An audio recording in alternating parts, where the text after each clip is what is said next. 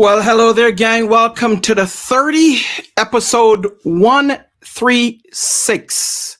I'm your host, Patrick, and I want to thank you for being here as we continue our celebration of Black History Month.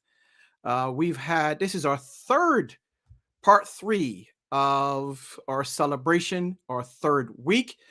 If this is your first time watching the 30, I want to thank you again. Make sure that you do me a huge favor. Like and share this broadcast.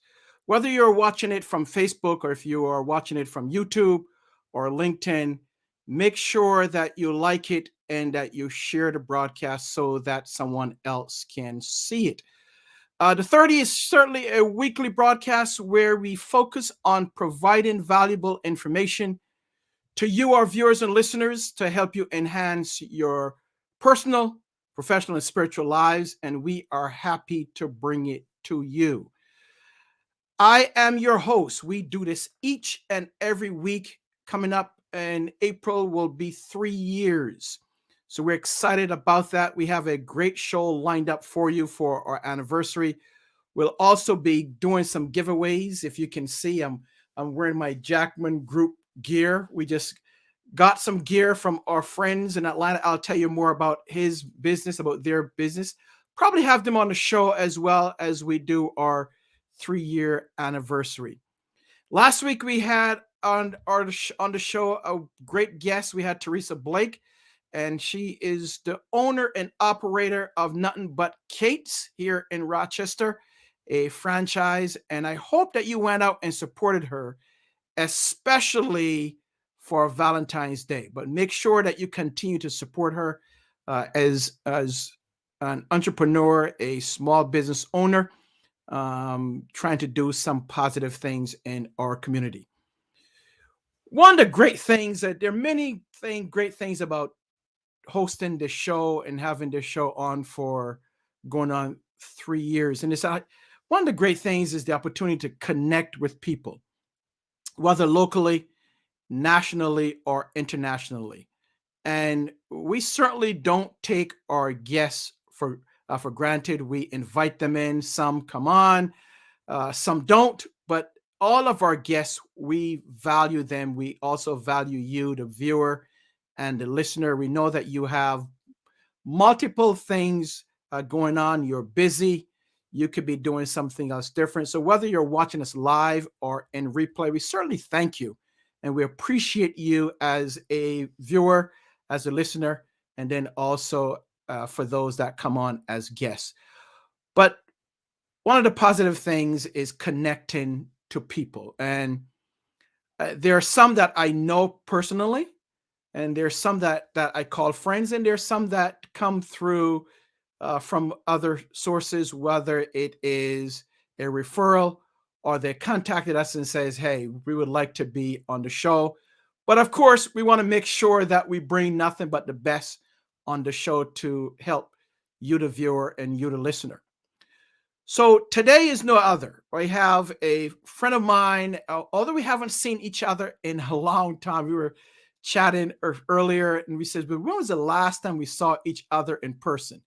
Now he's all over social media. I know exactly what he's doing because I always say it's not called selfies, but ussies. I think that's what he says. But I always see him on social media, on Facebook. He is all over. He is, he's, I was like, wow, there he is again at another event, taking more pictures. And I wonder, how big is his card in terms of pictures? Because he has a plethora of pictures. It's either posting at an event or remembering someone's birthday or anniversary. It's just amazing. So, but he's doing some positive things in our community, and I've known him probably for close to 30 years now, but we haven't seen each other. We live right here in the Monroe County area, but we haven't seen each other, which is horrible, for probably close to 20 years in person.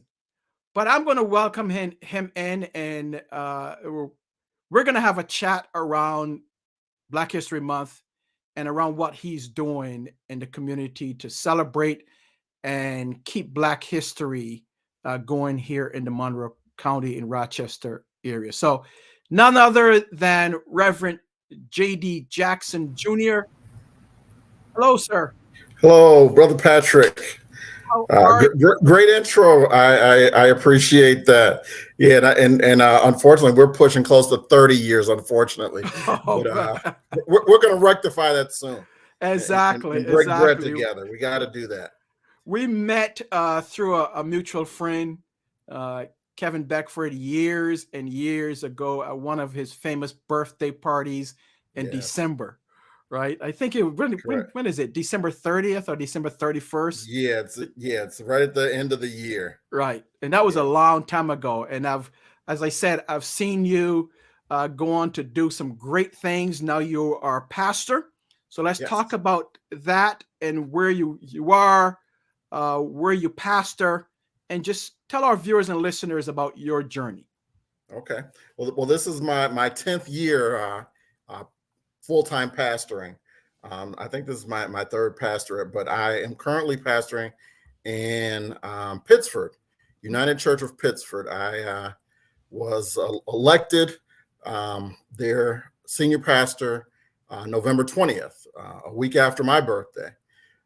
I started there November 20th, and that's what I'm doing now out in the Pittsford area. It is a United Church, which is united both Baptist and Methodist, not United Church of Christ, not to be confused with United Church of Christ, but a Baptist Methodist combination. And I've been doing that since November. Wow. And before that, I know you were at another church in the city, and then you were in Buffalo. Right outside of Buffalo in East Aurora. Yeah, so that was my first one right after graduation from Divinity School. I went to Colgate, Rochester Crozier Divinity School, where Martin Luther King was affiliated. He was affiliated through Crozier down in Boston, but Crozier is now affiliated with Colgate, so that's how we get to claim Dr. King at Colgate. Got it. A little trivia there. Well, thank you for that trivia. Now let's talk about, because as we celebrate Black History Month, you have been instrumental in doing some positive things in our community around Frederick Douglass. And I noticed that you were involved in the renaming of the airport, making sure that his name is part of our local airport. Let's talk about that first, and then we can go into some other things. Okay. All right. Well, I'll try to make a long story short. I'm a member of Alpha Phi Alpha fraternity. I joined that organization back in 2001. And as soon as I joined that organization, they immediately put me to work on the fundraising for the Tri-City area, Rochester, Buffalo, Syracuse, for the Martin Luther King Memorial in Washington, D.C.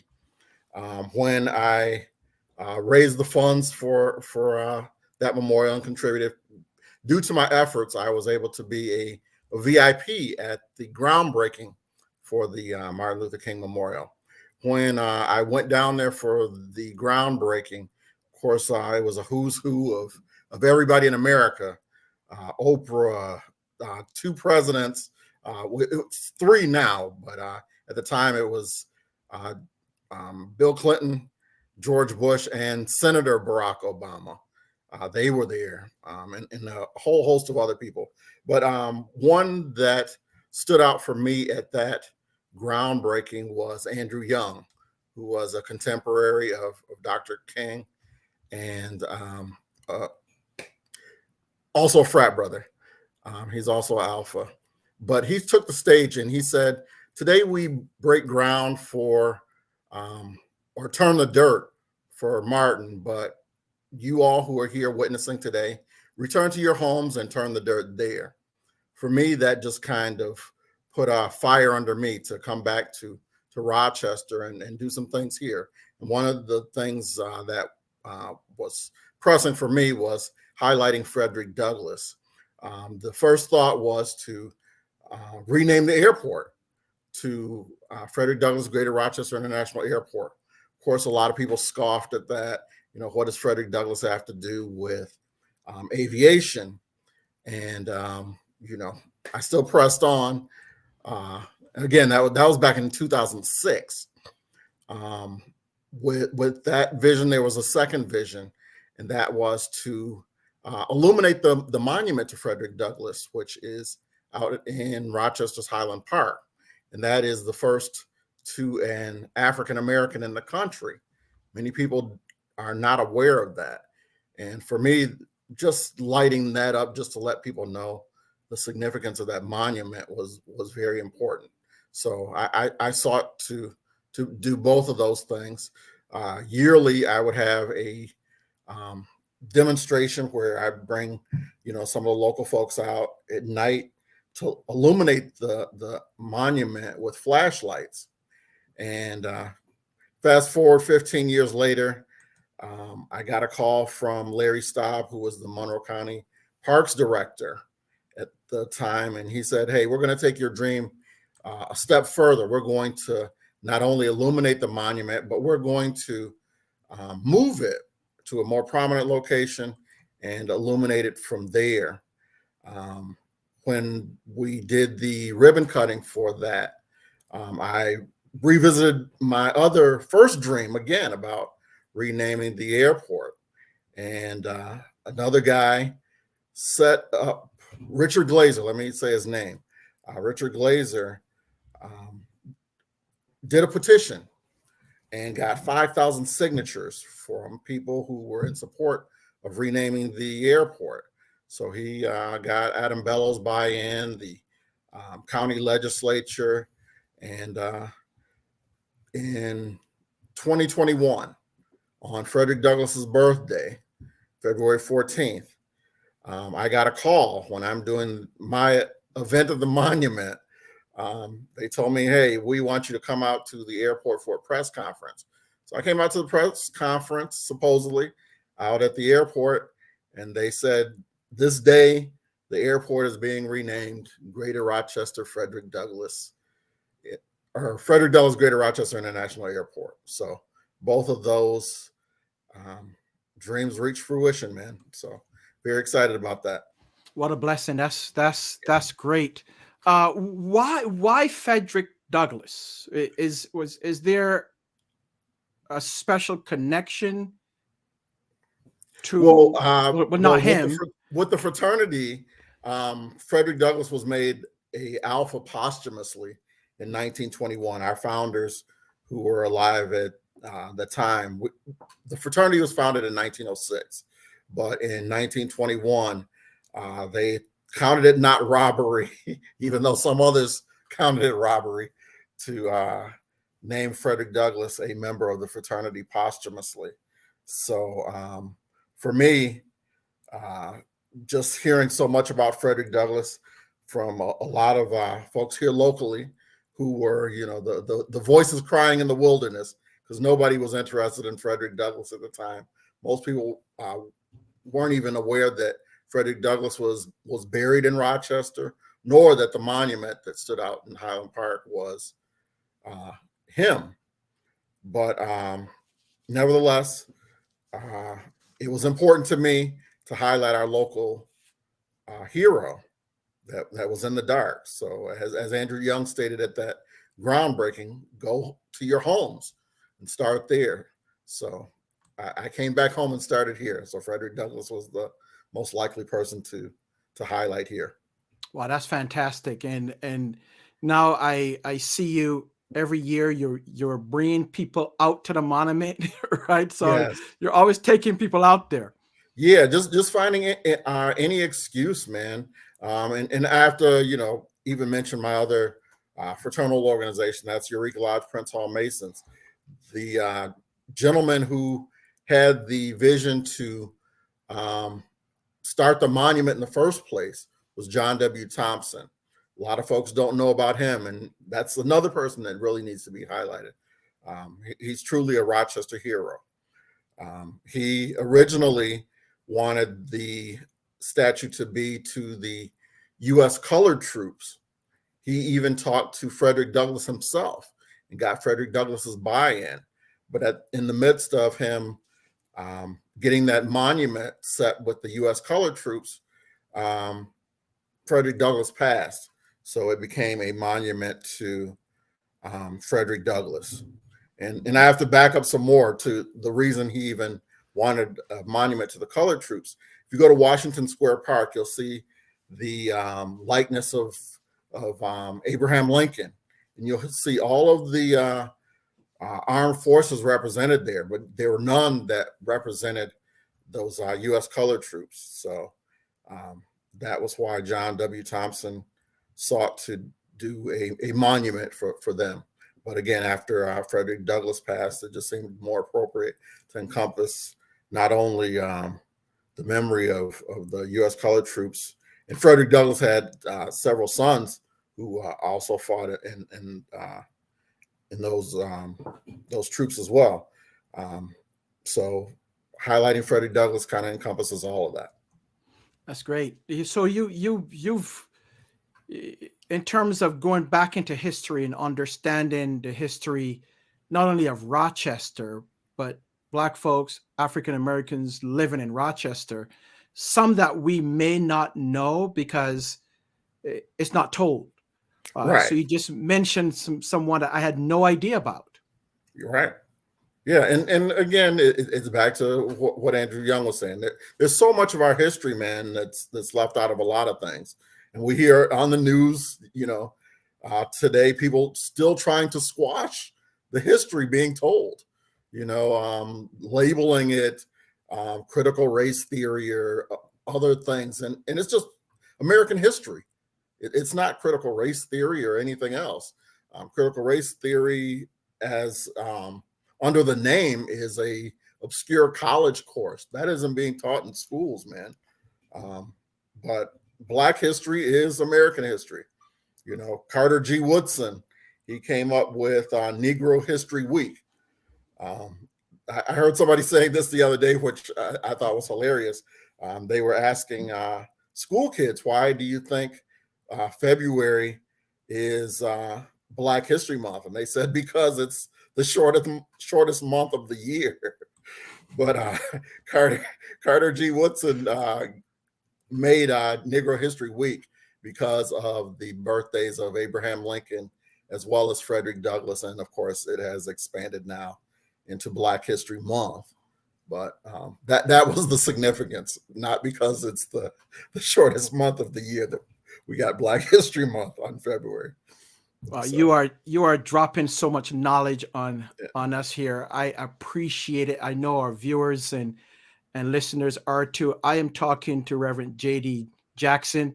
As we celebrate Black History Month with all its flair and diversity. If you have any questions for Reverend J.D., for Reverend Jackson, please feel free to drop a comment or question in the chat, and I'm sure he'll be happy to answer it for you. Let's see. Alfreda says, yes, he does a plethora for sure. Infamous Reverend Julius Jackson Jr. Thank you. That's my sister there. Well, not my blood sister, but I call her my sister. Sure. Now there's some debate on who's the oldest there, but I'm her big brother anyway. Well, that's what she says here in the comments too. I'm proud of you, big brother. So yes, I'm proud of her as well. So there you go. Let me see here. Let's shout out some people who are watching on Facebook. Carlos, shout out to you, Carlos Mans, Melissa Della Vega, all the way in Seattle. Mike Andriak, hey, former Brockport. Actually, he's still at Brockport. Shout out to him. So those of you that are watching or listening, wherever you are, make sure that you send us a comment or just say hi to the Rev. So let's talk about what's next for you. Why are you so involved in Black history? What's your passion, and then what's next for you? Well, Black history, like I said, is American history. I try my best not to just be limited to just Black history, but be diversified in all history. Again, Black history is a part of American history and world history. So just having a love of history, you'll see me supporting others, marginalized as well as otherwise. I was just at the Susan B. Anthony annual birthday celebration yesterday, and I try to make sure I'm supporting Deborah Hughes and the folks over at Susan B. Anthony House, because we know Susan B. Anthony was a contemporary of Douglass, and they worked together on a lot of things for women's rights as well as African American rights in the country, and that's even spilled over into those who followed. There would be no Martin Luther King if there wasn't a Frederick Douglass prior to. And I think if Martin were alive today, he would be supporting a lot of things that are going on in various other marginalized communities with the anti-Semitism, things going on even in the LGBTQ community, all of those folks that are on the receiving end of hate. You don't have to necessarily agree with what various issues are, depending on your religious faith or what have you, but hate is wrong.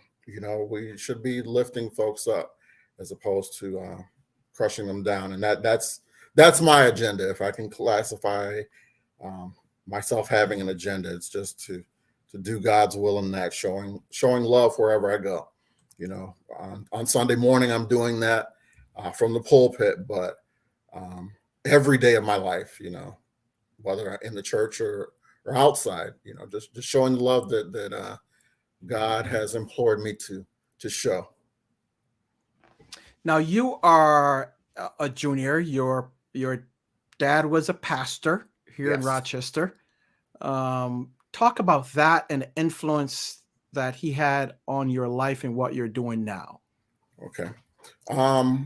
At the time, I don't know if I even wanted to admit it or own up to it or face it or anything, but I'm not only a preacher's kid, but preacher's grandkid on both sides. My mother's father was a pastor, and my father's father was a pastor. So I guess it's in my blood, whether I want to admit it or not. And just because of that fact, I wanted nothing to do with ministry. And I guess I ran so far that I ran right into it. I even entered divinity school denying that I had any type of calling, but it nevertheless manifested itself in that. And, fast forward 10 years after entering, or I'd say graduating from divinity school, and I'm a full-time pastor and at the greatest peace I've ever had in my life. Great. And now you are raising, I see, two sons. Is it two? Two sons, yes. A 22-year-old and an 18-year-old. Both Eagle Scouts. One is in his last year of high school now. The other is a student at Monroe Community College, and also in culinary arts, and working in the field. So he's actually cooking at a restaurant now. So great. He's doing what he's called to do at this time. There you go. Yeah. And we both share in terms of looking for good restaurant. So it's funny because I think it was last year, you had posted a particular location years ago, and I happened to stop by there, and I says, yeah, I got it from Pastor JD, and he says, oh yeah, tell him I said hello. Yes, definitely a love for food. When I'm not cooking, I'm definitely trying to seek out new ventures in food. So that crosses cultural lines too. One of my favorites is chicken wings and pizza. Some people say, "Oh, you're eating all this fancy food," but I might go for some chicken nuggets from time to time too. So, so whatever, as long as it's good. There we go. Well, I don't partake in a meat thing, but hey, yeah, So be it. Yes. Let's talk, JD, about what advice, as you look back over your life, let's say a younger JD in his early 20s, what advice would you give him with all that you know now? Pursue your passion, travel, learn as much as you can about as many different things as you can. Um, it's kind of sad. Culturally, sometimes we get into silos and don't realize that there's a greater world beyond what we can see. So if I could go back and tell the 20-year-old me, I would say just travel the world. You know, I'm getting older now, so it's not quite as easy having, you know, other obligations here locally to travel. But I would encourage, I mean, if nothing else, just to travel and pursue passions. You know, when you're learning things, you want to explore more, both culturally, educationally, you know, and musically, I guess. If I can split those three up into those categories, but yeah, I love you know, diversity in all three of those categories. So I would just say pursue all of those passions. I wish I had knowledge of a musical instrument now or something, but have no musical ability and can't sing. So all I can do is listen to it. That sounds like someone I know Yeah. that has the last name of Jackman. Okay. All right. So we are coming up here towards the end of the show, and what we do is something called rapid fire. But before we do that, is there any last words you have for our viewers and listeners, and then we'll move right into the rapid fire. Okay. Well, simply for you, I want you to keep this going. I think this is very important, and a lot more people need to know about what you're doing here, getting the word out. And I can think of a host of other folks that need to be on here telling their story. I'm honored that you would ask me to be on here, but yeah, I have others that I admire even more so that I would love to have telling their story. Well, tell them if they would like to come on, they can send me an email, and then we'll do the interview and see if what they're doing fits with our format. As you know, we try to make it appealing to the masses, basically information that can help them enhance their lives. So we try to be restrictive in some things, but we also try to be open and give people a platform that can help them, but also help our listeners and our viewers. So be happy to chat with some of your many friends, not just here in Rochester or Monroe County, but across the country and across the world. So thank you. So let's go into rapid fire here.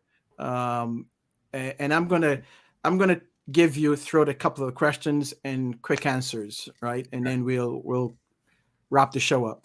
Let's talk about your favorite food. So you mentioned pizza and chicken wings. Is there anything else that you like?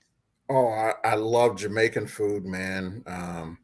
And well, island food. You know, you can catch me at LP Long down on Avenida de Clinton. You know, jerk chicken, curry chicken at the Jamaican restaurant, and then, you know, little panil over at LP Long or anywhere else. You know, I have a number of Puerto Rican friends that used to always cook for me, so I don't know why I haven't received a plate as of late, but you know, I think I may have to lean on some of my friends to, you know, hook me up with some of the things I don't cook that I know they have superior culinary skills in those arenas than I do. So come on now, you have to don't just start and not finish bringing the food for the man of God. Come on. Yeah, thank you. Thank you for that appeal. All right, favorite type of music. Favorite type of music. I'm all over the place, man. From Zydeco to blues to gospel. you name it. You may even catch me listen to a little hip hop from time to time. It's kind of differentiated from what it was when it first started. The Eric B. and Rakim, the Grandmaster Flash, all that stuff. Those are the old people that I listen to. I can't even tell you some of the names of what it is I hear these days, but old school R&B. Definitely a Prince fan. I love musicians who are, I think he said real people making real music, real musicians making real music. I love that. So, the classics too. You can hear me listening to some Duke Ellington as well as some Bach and Beethoven. Love all of that. So that's where I am. So all across the board. I see that. I even say of my friends, I'm an equal offender. There's going to be, at some point, I'm going to be listening to something that's going to offend you because you won't like classical, you won't like, whatever else I'm listening to. There's something that you won't like. But hopefully there's something you do like that we can resonate on. Great. Favorite musical artist? That would be Prince. Okay. Again, I just love his musical ability there. In the gospel arena, I gotta, shout out, Hezekiah Walker, in the contemporary gospel field. Love what he does. Mahalia Jackson, I can listen to Mahalia any day of the week, where I was saying I have the diversity with all the other music. I'm typically having to be in a certain mood for the other stuff, but Mahalia I can turn on anytime, and it'll speak to me. Great. Favorite place to vacation? Oh wow, Florida most likely, but let me take that back. Louisiana, that's home for me. Okay. So definitely down there where I can enjoy the music and the food. In New Orleans, just go a couple hours away, and then I see family on both sides. Mother's family's in Mississippi, and dad's family's in Louisiana. So I can, what do they say? Kill two birds with one stone. I can go down there and have a nice vacation in New Orleans, and then visit family on the two other ends there. All right. Last but not least, favorite quote? Favorite quote. I can do all things through Christ who strengthens me. Amen to that. Yes. All right. Well, you are off the hot seat. I want to thank you for being here as we continue to celebrate Black History Month.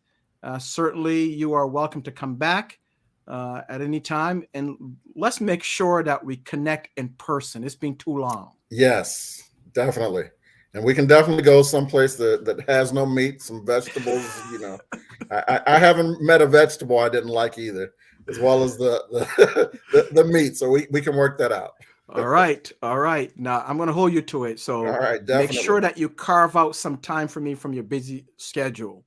All right. We will make it happen. We can make it happen next week. All right. Sounds good. I'm holding you to it. We'll go offline and put it on the calendar. Sounds good. Good. So thank you so much. I greatly appreciate it. And may God continue to bless you and your family and your boys. Yes. Thank you. I'm honored. I appreciate it. Thank you. All right. So we've been talking to Reverend J.D. Jackson Jr. on the 30 as we continue our celebrations of Black History Month. Join me next week. I have a special continue to have our special guests. Next week, we are going to have, our topic is going to be from law enforcement to entrepreneur. So we are going to be interviewing another friend of mine. I love having this show where I can get to reconnect with some friends, or whether locally or across the world. But join me on next week as we continue to celebrate Black History Month. Well, folks, that's about it for now. I want to certainly thank you for coming in and being here, and for joining me. Just one reminder that the 3rd the Jackman Group, LLC. So until then, next week, we will catch you. Deuces. May God bless you and your family. We're out of here.